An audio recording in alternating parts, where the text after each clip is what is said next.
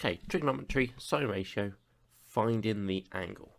So last video we had a look at the sine ratio and how you can use it to find the missing side of a right angled triangle when you have one other side and the angle. Well, this time we're going to be having a look at how we can use it to find out what the angle is if we have two sides.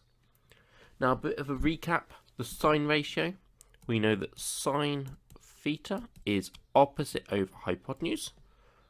And if we have a quick draw of a right angled triangle, strictly right angled triangle, and we have an angle theta, then opposite angle and hypotenuse there.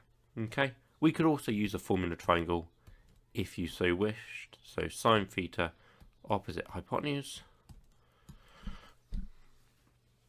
however you want to do it. And today we're mainly going to be looking at finding out what that angle theta is. So let's jump straight into it. Okay, so first example. Here we have a right angled triangle. We've got a side length 4 and 5 and an angle theta. Now, if you are well versed in your Pythagoras, you'll notice that this is a Pythagorean triple, so the other side should be 3, but we're not going to get into that right now. So we're going to follow the same 5 steps as we did last video. So the first one, we need to label the sides of the triangle. Remember, we start off with the hypotenuse, which is opposite the right angle.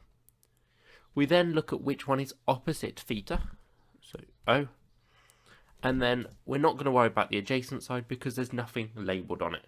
It's not an X, so we're not trying to find it, and we don't know the length of it, in theory. Okay, step 2, we need to write down our equation. So in this case, we want to find out what theta is, so we're going to say that sine theta is opposite over hypotenuse. Step 3, we need to substitute. So theta's already the same, so sine theta, and opposite is 4, hypotenuse is 5. So sine theta is 4/5 or 0.8. Now we've got to get this theta out. We can't just divide by sine because sine isn't a number, it's a function. So what we need to do is do the opposite of that function, the inverse. So we're going to use inverse sine. So you might see it written as sine to the minus 1, which is how it is on calculators. It's normally you press shift and then the sine button. You might also hear it referred to as arc sine. It just means the same thing, it's the inverse of sine. So we're going to do the inverse on both sides here. So we're going to have theta is inverse of sine of 4/5. And I like to put brackets around it just to make it clear what we've got there. At this point, we move on to step 4, which is calculate. So find your calculator. It'll be shift sine to give you the arc sine or inverse sine. 4/5, which should give you an answer of 53.1 degrees. And that is your angle theta.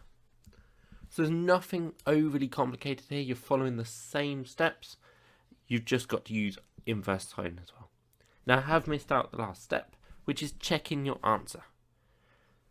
So let's double check that 53.1 degrees makes sense. And to do this, we're going to use a rule that we've used many times before, and that is that angles in a triangle add up to 180 degrees. So we know that this angle here, it's a right angle, so it's 90 degrees. 90 plus 53.1 gives us 143.1. Now this is less than 180 degrees, so it's in the right ballpark, it sounds right. Okay, now it's your turn. So here are 4 questions for you to have a go at.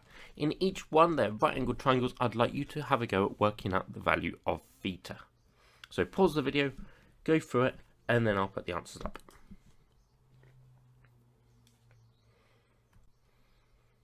Okay, solution for the first one.